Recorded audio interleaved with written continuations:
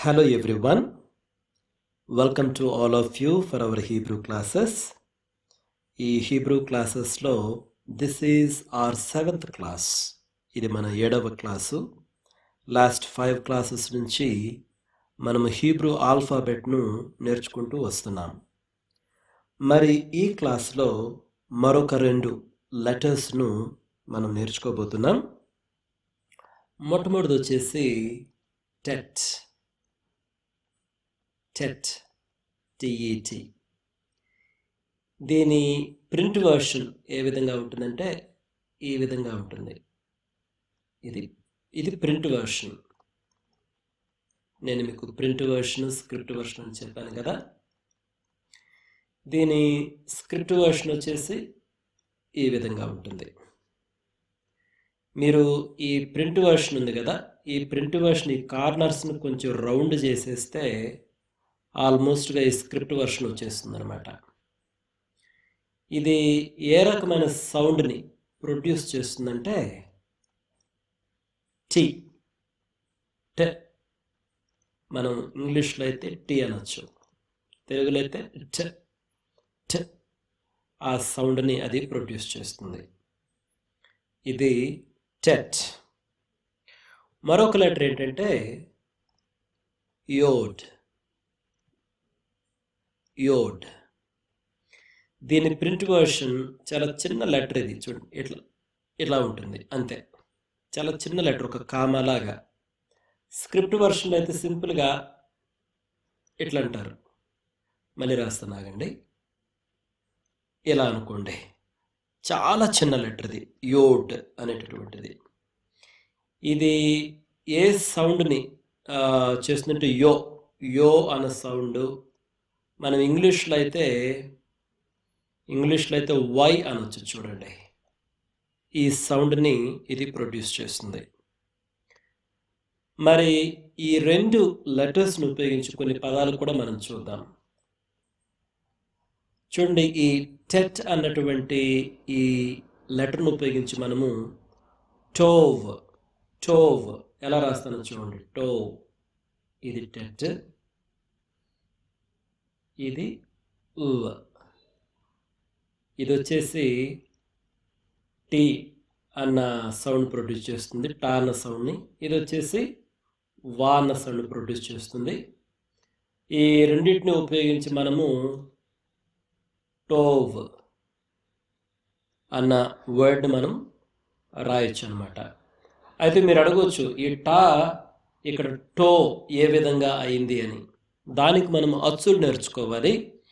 అది నేను మీకు ఈ ఆల్ఫాబెట్ చెప్పిన తరువాత ఈ హీబ్రూ వొవెల్ లెటర్స్ను మనం నేర్చుకుంటాం. అప్పుడు ఏ విధంగా ఈ సౌండ్స్ వస్తున్నాయి అన్నటువంటిది మనకు అర్థమవుతుంది. అయితే కేవలము ఈ ఆల్ఫాబెట్ను కొంచెం ఫెమిలరైజ్ చేసుకోవడానికి నేను కొన్ని వర్డ్స్ను కూడా మీకు తెలియజేస్తున్నాను. అయితే ఇది టోవ్. టోవ్ అంటే ఏంటి? యాక్చువల్ గుడ్ అని అర్థం. గుడ్. అయితే దీని స్క్రిప్ట్ వర్షన్ ఎలా రాయొచ్చు? ఈ టోవ్ అన్నది ఇక్కడ రాసింది ప్రింట్ వర్షన్. స్క్రిప్ట్ వర్షన్ ఎలా రాయొచ్చు? ఎలా అని ఎలా రాయొచ్చు? రైట్. కాబట్టి మీకు తెలుసు కదా ఈ 2. ఇది వచ్చేసి టెట్, ఇది వచ్చేసి ఉవ్. కాబట్టి ఇది స్క్రిప్ట్ వర్షన్లో టోవ్ అనమాట. ఇది వచ్చేసేమో ప్రింట్ వర్షన్లో టోవ్. మరి యోడ్ ఈ పదాన్ని ఉపయోగించి ఒక ఈ. మరి యోడ్ ఈ లెటర్ను ఉపయోగించి ఒక పదాన్ని మనం నేర్చుకుందాం. ఆ పదం ఏంటంటే యోడ్. యోడ్. యో అంటే ఇది ఈ చిన్న. మళ్ళీ రాస్తాను చూడండి, అంతే. డ్. మనం డాలెట్ నేర్చుకున్నాం కదా. డాలెట్ ఎలా రాస్తాము? ఇలా రాస్తాం. రైట్, ఇలా. రైట్. మళ్ళీ రాయమంటారా? మళ్ళీ రాస్తాను చూడండి. ఇది చాలా చిన్న లెటర్, ఇట్లా రావాలి. డాలెట్ని ఎలా రాస్తాం? ఇలా గీత గీసి ఇలా రాస్తాం. ఇది డాలెట్. ఈ రెండింటిని కలిపితే యోడ్. ఇది వచ్చేసి యా అన్న సౌండ్ ప్రొడ్యూస్ చేస్తుంది. ఎందుకంటే యోడ్ కాబట్టి ఇది డా అన్న సౌండ్ ప్రొడ్యూస్ చేస్తుంది.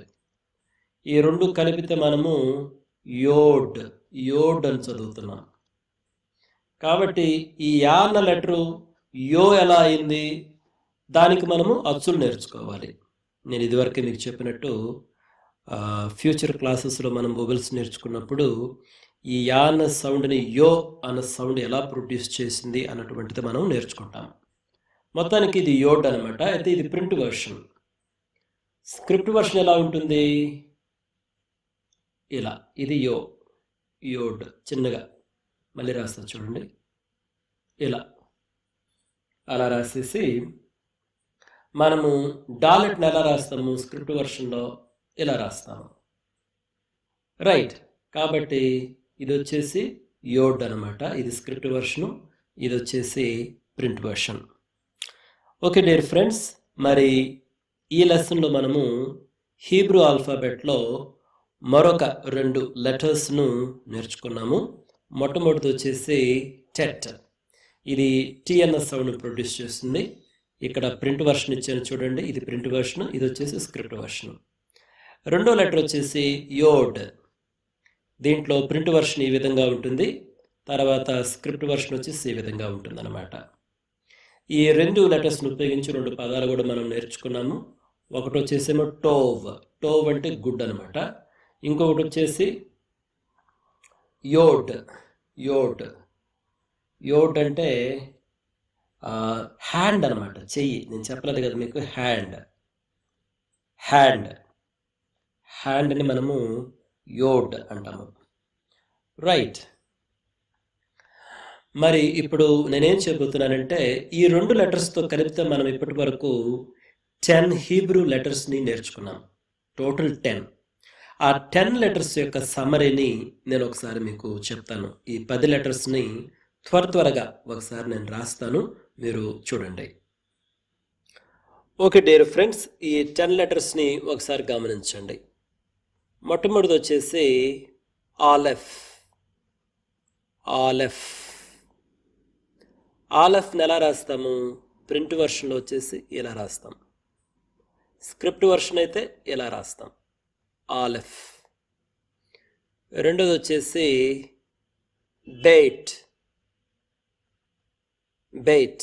బెయిట్ని ఎలా రాస్తాము, ప్రింట్ వర్షను ఈ విధంగా రాస్తాం, లోపల చుక్కు ఉండాలి.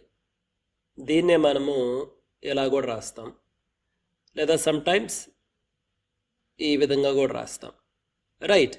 ఈ ఆలెఫ్ అనేటువంటిది ఆ అన్నటువంటి సౌండ్ ప్రొడ్యూస్ చేస్తుంది. ఇంగ్లీష్ లెటర్ అయితే ఏతో మనం దీన్ని సూచించవచ్చు. ఈ బేట్ అన్నటువంటిది అయితే బ అన్న సౌండ్ ప్రొడ్యూస్ చేస్తుంది. దీన్ని ఇంగ్లీష్లో బీతో సూచించవచ్చు మనం. తర్వాత ఈ బేట్ నుంచే మనం వెయిట్ అన్నటువంటి లెటర్ కూడా రాయొచ్చు.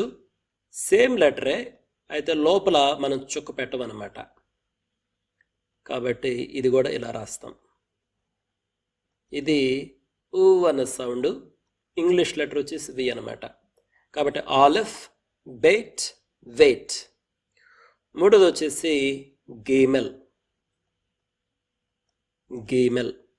ఎలా రాస్తాము, ఈ విధంగా రాస్తాం, గీమెల్. రైట్. దీన్ని స్క్రిప్ట్ వర్షన్ ఎలా రాస్తాము, ఇలా రాస్తాము. రైట్. ఇది గా అన్న సౌండ్ ప్రొడ్యూస్ చేస్తుంది. ఇంగ్లీష్ లెటర్ అయితే జీ అనమాట.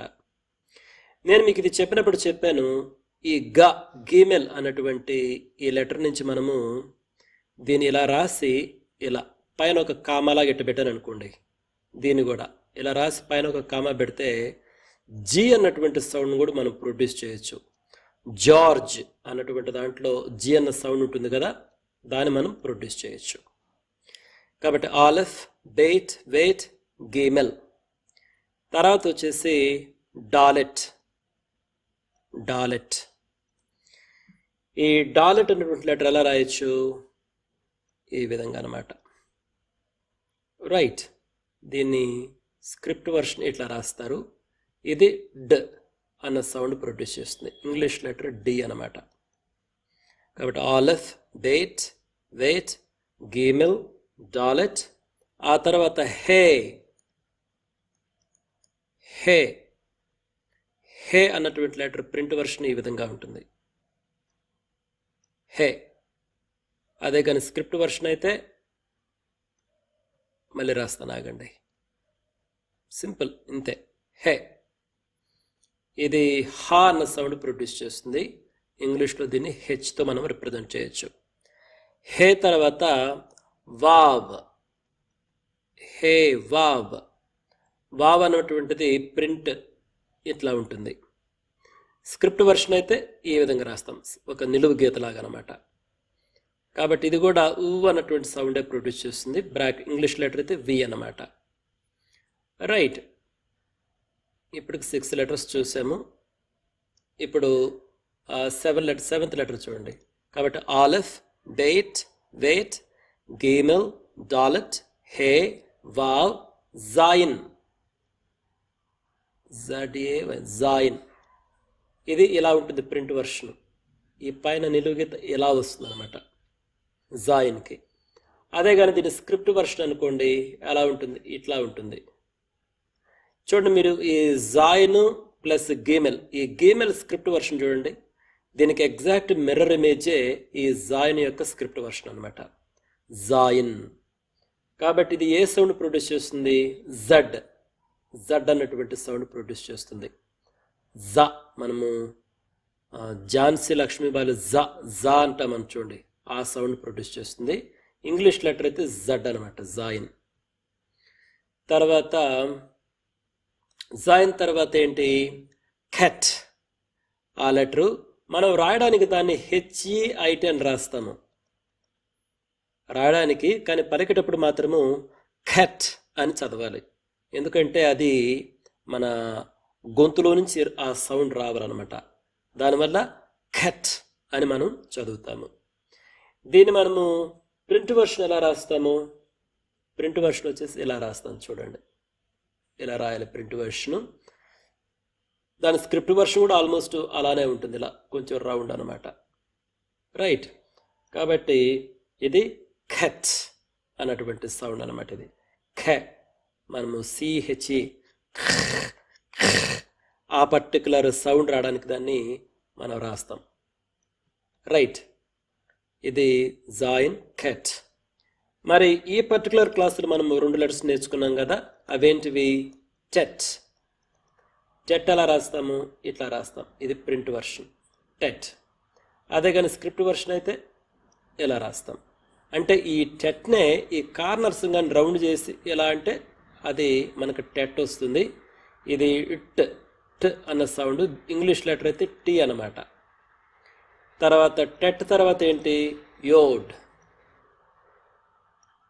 దీని స్క్రిప్ట్ వర్షన్ వచ్చేసి ప్రింట్ వర్షన్ వచ్చేసి ఎలా ఉంటుంది, చాలా చిన్న లెటర్. ఇది చిన్న లెటర్. స్క్రిప్ట్ వర్షన్ అయితే ఒక కామాలాగా అలా వస్తుంది అంతే, ఒక కామాలాగా అలా రావాలంతే, యోడ్. ఇది యా అన్న సౌండ్ ప్రొడ్యూస్ చేస్తుంది.